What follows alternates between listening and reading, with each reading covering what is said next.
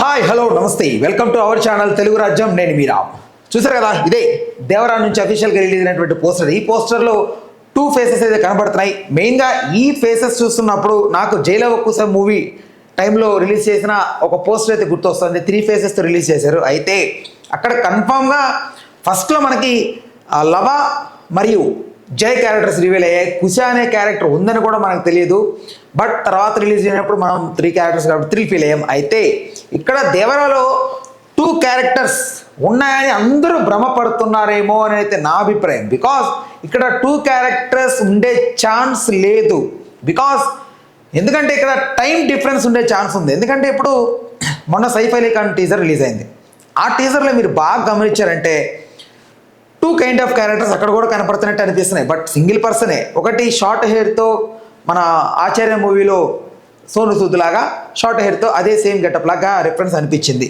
అయితే next long hair రింగిల్ curly హెయిర్తో వేసుకొని ఒక క్యారెక్టర్ కనిపించింది. అప్పుడు మనకి అర్థమైంది ఏంటంటే ఒక గ్యాప్ అయితే ఉంది ఈ క్యారెక్టర్కి. సేమ్ అలాగే ఈ క్యారెక్టర్కి యంగర్ ఏజ్, దీనికి కొంచెం తర్వాత నెక్స్ట్ స్టెప్ లాగా ఈ క్యారెక్టర్ ఉండే అవకాశం ఉందని అయితే నాకు అనిపిస్తుంది. ఎందుకంటే ఇప్పటికే చాలా వరకు తండ్రి కొడుకుగా చేయాల్సి వచ్చిన, అన్న తమ్ముడుగా చేయాల్సి వచ్చిన పెద్దగా ఎన్టీఆర్కి ఎప్పుడు వర్కౌట్ అవ్వలేదు. బికాస్ ఇది వరకు టైంలో ఆంధ్ర వాళ్ళలాగా తండ్రి కొడుకు క్యారెక్టర్ చేసి ఇప్పుడు మళ్ళీ రిసీవ్ చేసుకునేది లేదు. అట్ ద సేమ్ టైం శక్తి మూవీలో లాగా కూడా తండ్రి కొడుకులాగా సేమ్ చేసినా కూడా అంత వర్కౌట్ అవ్వదు. కాకపోతే అన్న తమ్ముడుగా పెట్టి చేస్తే జైలవ కుశ సక్సెస్ అయింది కాబట్టి ఇది కూడా సక్సెస్ అయ్యే ఛాన్స్ ఉంది కదా అంటే ఇక్కడ ఇంకొక డిఫికల్టీ కూడా ఉంది. మెయిన్గా 2 క్యారెక్టర్స్ ఎంచుకున్నప్పుడు స్టోరీ లైన్ చాలా పెరుగుతుంటుంది బాహుబలి లాగా.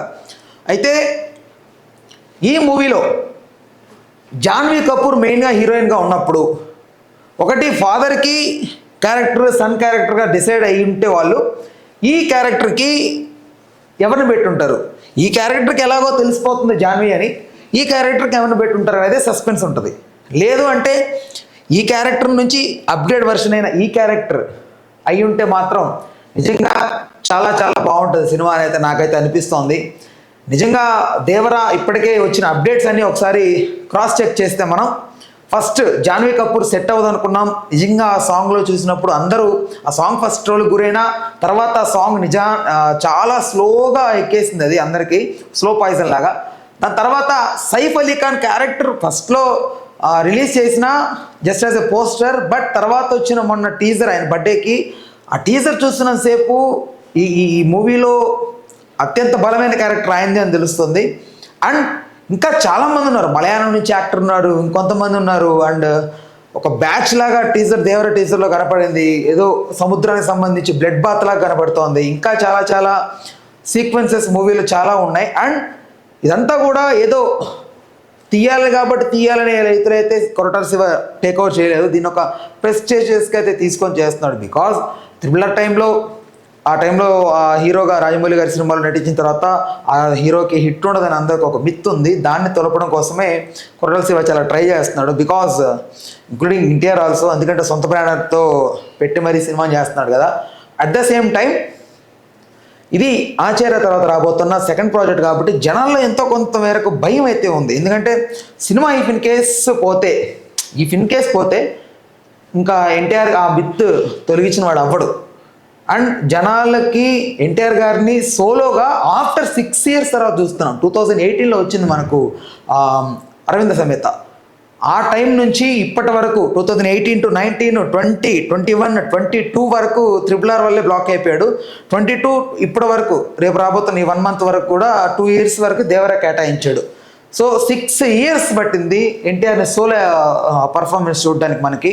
అండ్ ఇంకా మెయిన్గా అనిరుద్ధ్ మ్యూజిక్ ఎలాగో దుమ్ము దులిపేస్తుంది కాబట్టి, కాకపోతే స్టోరీ అప్గ్రేడెడ్ స్టోరీ కాదు, ఒక ఓల్డ్ బ్యాక్గ్రౌండ్ స్టోరీ కాబట్టి ఆ కైండ్ ఆఫ్ జోనర్స్కి ఎప్పుడు అనిరుద్ధ్ పెద్దగా మ్యూజిక్ అందించలేదు. ఇండియన్ 2కి ఏదో అందించాడైనా, బట్ దేవరాకి మాత్రం అది ఖచ్చితంగా ప్రజెంట్ జరుగుతున్న స్టోరీ కాకుండా ఇది కొంచెం గతంలో ఐ థింక్ రంగస్థలం టైం లాంటి టైంలో ఆ పీరియడ్ ఆ టైం ల్యాబ్స్లో జరిగే సినిమా లాగైతే అనిపిస్తోంది. కన్ఫర్మ్ లేదు, అనిపిస్తుంది.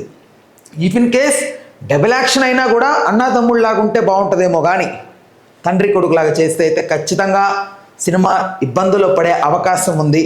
అయినా కూడా స్టోరీ ఎంతో కొంత బాగానే ఉంటుంది కాబట్టి కొరటాల శివ కానీ ఎన్టీఆర్ కానీ ఇంత భారీ బడ్జెట్లో దీన్ని తెరకెక్కించి సుమారుగా ఇప్పటికే ఇది 500 కోట్లను కలెక్ట్ చేసే అంత స్టామినా దీనికి ఉందని నమ్ముతున్నారు మేకర్స్ అండ్ బయర్స్ ఎవరైతే ఉన్నారో. చూడాలి నిజంగా దేవరా ఎంత కలెక్ట్ చేసినప్పటికీ ఎన్టీఆర్ ఫ్యాన్స్కి మాత్రం ఇది ఒక మంచి ఫుల్ మీల్స్ లాగైతే ఉంటుందైతే ఖచ్చితంగా వాళ్ళు చెప్పుకొస్తున్నారు makers. And as a graphic wise కానీ దానికి సంబంధించి ప్రొడక్షన్ వాల్యూస్ అన్నీ కూడా చాలా గ్రాండ్గా ఉన్నాయని కూడా చెప్తున్నారు. చూడాలి నిజంగా దేవరా ఎంత కలెక్ట్ చేసే ఛాన్స్ ఉందో, మీరెంత కలెక్ట్ చేస్తుంది అని అనుకుంటున్నారో. సెప్టెంబర్ 27న దీనికి పోటీగా మ్యాక్స్ అనే సినిమా కూడా రాబోతుందని కూడా కొన్ని వార్తలు వినపడుతున్నాయి. ట్విట్టర్లో ఫ్యాన్ వార్స్ కూడా జరుగుతున్నాయి అటు కన్నడ సుదీప్ ఫ్యాన్స్కి మనకి. రైట్, మరిన్ని వీడియోస్ కోసం మరిన్ని అప్డేట్స్ కోసం వెంటనే మన ఛానల్ అయితే సబ్స్క్రైబ్ చేసుకోండి.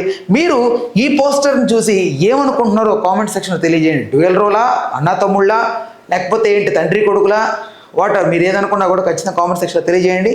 State to our channel Telugu Rajyam, నేను Meera. Please do subscribe to Telugu Rajyam channel. Please do subscribe to Telugu Rajyam channel.